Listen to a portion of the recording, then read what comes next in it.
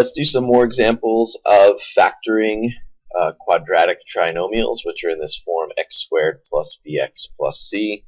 The important part about this is going to be that there's no number in front of the x squared. We're eventually going to see somewhere there are. Okay? So we take a look at these examples here. The only difference between these examples and the last example is that now we have two variables. Before we only had the x squared and a middle x, and now at the end we have a y squared and a middle y. And so we just have to talk about how the factoring changes when those are there. Okay, so again, what we did see already was that if these weren't here, this y squared was missing, and if this y was missing, the last example that we did looked like this, and we said what the procedure was that we were going to find numbers that added up to the middle, so this is my add number, okay, and multiply to the end.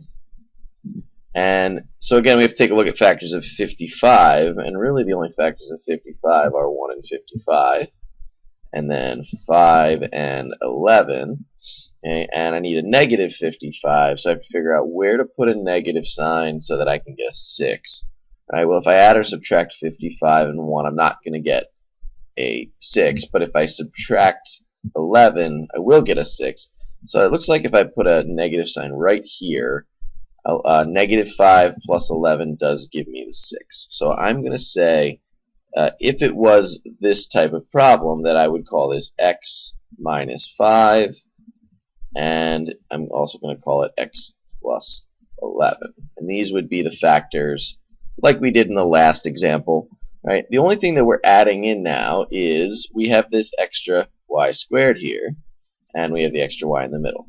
The way that we're going to account for that in our factoring is to just put a y at the end of each of these terms. So if I say instead of, well, 5 times 11 gives me 55, and y times y gives me y squared, if you take a look at this expression, this is going to give me 55y squared, and in the middle I'm going to get negative 5xy, and I'm going to get a positive 11xy, and that will give me the middle term. So it's really no different than what we were doing. We're just adding in that extra y at the end to account for creating a y squared when I multiply together the 5 and the 11.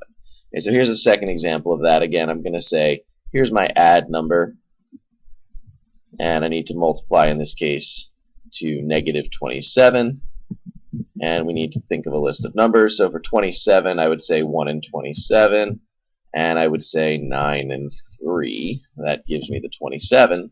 Again, I got a negative 27, so I got to look at, well, 1 and 27 do not add or subtract to negative 6. 9 and 3 do add or subtract to negative 6. In this case, they subtract. And I'm going to put a negative sign right there. Negative 9 plus 3 gives me the negative 6. So we're going to be able to say that this turns into m minus 9. And I'm going to put that n on the end because I need an n squared. And I'm going to say m plus 3n. Okay, and that will give me negative 27n squared. And when I put together the two middle ones, I get negative 9mn, positive 3mn, and that will give me the negative 6 in the middle.